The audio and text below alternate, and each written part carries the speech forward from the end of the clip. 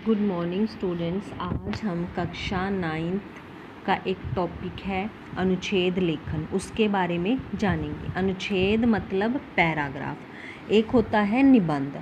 निबंध होता है ऐसे, इसमें क्या है, निबंध में एक विषय दिया होगा, उस विषय के हर पहलू के बारे में हमने पॉइंट्स बनाकर 2 से 3 पेज पर लिखना होता है। लेकिन अनुच्छेद लेखन में क्या होता है, एक पैराग्राफ लिखना होता है 80 से 90 शब्दों के बीच में। इसमें पॉइंट्स नहीं बनाए जाते, सीमित शब्द होते हैं और क्या है, इसे अनुच्छेद लेखन को पैराग्राफ बोलते हैं इंग्लिश में। इसमें कोई विषय दिया होगा, उस विषय के उसी पहलुओं के बारे में विस्तार से लिखना होगा।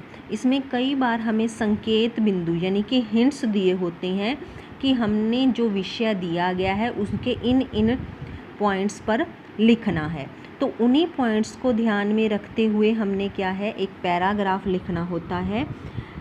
ठीक है, जैसे कि इसमें दिया हुआ है 4 पॉइंट्स दिए हुए हैं। इन पॉइंट्स पर अगर हम कहें कि इस विषय पर हमें 80 से 90 शब्दों के बीच में लिखना है, तो हम क्या करेंगे कि हर पॉइंट्स पर लगभग 20 से 22 शब्दों में लिखेंगे और हमारे क्या है 90 शब्द पूरे हो जाएंगे। तो कई बार ज़रूरी नहीं है कि हमें 80-90 शब्द दिए हैं तो हमें 90 ही लिखने हैं, 100 भी लिख सकते हैं। तो एक थोड़ा बहुत काउंटिंग नहीं करनी है, थोड़ा बहुत इधर हो जाए तो कोई बात नहीं। हमारी भाषा सरल होनी चाहिए, समझ आने वाली होनी चाहिए। जो विषय दिया गया है उस विषय से भटकना नहीं चाहिए, उसी पॉइंट्स को, उन हिंट्स को ध्यान में रखते हुए टॉपिक को लिखना चाहिए। कई बार हम कुछ पंक्तियाँ भी यूज़ कर सकते हैं, कोई मुहावरा है उस टॉपिक से संबंधित है तो हम उसे लिख सकते हैं। ठीक है, तो आज हम करेंगे मोबाइल फ़ोन की क्रांति। ये हमारा विषय है कि मोबाइल फ़ोन से हमारे जीवन में क्या बदलाव आए हैं। संकेत बिंदु हैं भूमिका, बढ़ता उपयोग, उपयोगिता और दुरुपयोग। इन 4 पॉइंट्स को ध्यान में रखना है। फर्स्ट है भूमिका। विज्ञान ने मनुष्य को अनेक प्रकार के उपकरण दिए हैं। उनमें मोबाइल फ़ोन बहुत तेज़ी से लोकप्रिय हुआ है। इसने संचार की दुनिया में क्रांति ला दी है, यानी कि संचार की दुनिया में बहुत बड़ा बदलाव ला दिया है। शहर तो शहर, इसका प्रयोग गांवों में भी लोगों के द्वारा किया जा रहा है। बढ़ता उपयोग सेकंड पॉइंट है। तो यहाँ क्या है, उद्योगपति से रिक्शे वाले के पास मोबाइल फ़ोन मिल जाता है। युवा वर्ग यानी कि नौजवान लोगों में भी क्या है, मोबाइल फ़ोन रखने का बड़ा ही क्रेज़ है। ये तो हो गया हमारा बढ़ता उपयोग। फिर है उपयोगिता। मोबाइल फ़ोन संचार का एक अद्भुत उपकरण है जिसकी उपयोगिता बढ़ती ही जा रही है।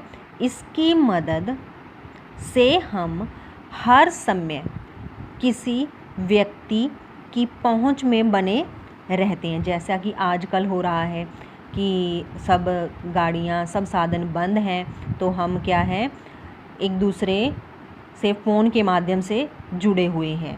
हम अपने रिश्तेदारों के दुख सुख के बारे में जान सकते हैं, उनसे बात कर सकते हैं फ़ोन के माध्यम से।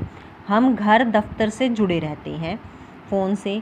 इस पर व्यक्ति से सीधे बात हो जाने के कारण हम परिजनों, मित्रों की असमय मदद कर सकते हैं और मदद ले सकते हैं। हमें ज़रूरत है तो हम किसी भी समय फ़ोन पर बात कर अपने परिजनों से मदद भी ले सकते हैं, संबंधियों से, मित्रों से, और उन्हें मदद भी दे सकते हैं। इसके अलावा यह हमारे मनोरंजन का भी एक साधन है,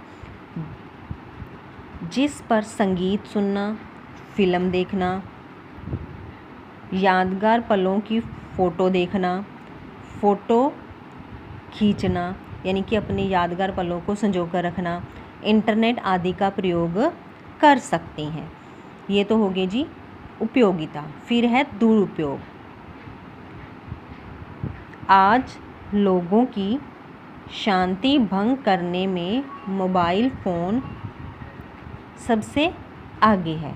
असमय फ़ोन की घंटी बज जाने से हम परेशान हो उठते हैं। और दूसरा इसमें हम ये भी लिख सकते हैं कि हम क्या है कि अपने ज़रूरी कामों को छोड़कर जब फ़ोन पर बैठे रहते हैं या फिर गेम खेलते रहते हैं, ठीक है, जब हमारा कोई काम नहीं होता तो हम इसे लेकर बैठे रहते हैं, तो इससे हमारा समय भी नष्ट होता है, हमारी आँखों की रोशनी पर भी प्रभाव पड़ता है। मेन तो हम ज़्यादा समय नष्ट करते हैं, क्योंकि हमें अगर कोई काम है तो इसका प्रयोग करना चाहिए, नहीं है तो अपना समय व्यर्थ नहीं गंवाना चाहिए। तो इसका आज दुरुपयोग भी बढ़ गया है। फिर भी मोबाइल फ़ोन के कारण क्रांति आ चुकी है। मोबाइल फ़ोन के कारण हमारे जीवन में बहुत सारे बदलाव आए हैं, इसके बहुत सारे फ़ायदे भी हैं। इस पर हम घर बैठे किसी से बात कर सकते हैं, देश दुनिया की जानकारी प्राप्त कर सकते हैं, ठीक है। तो आशा है कि आज का विषय आप सबको समझ आ गया होगा। धन्यवाद।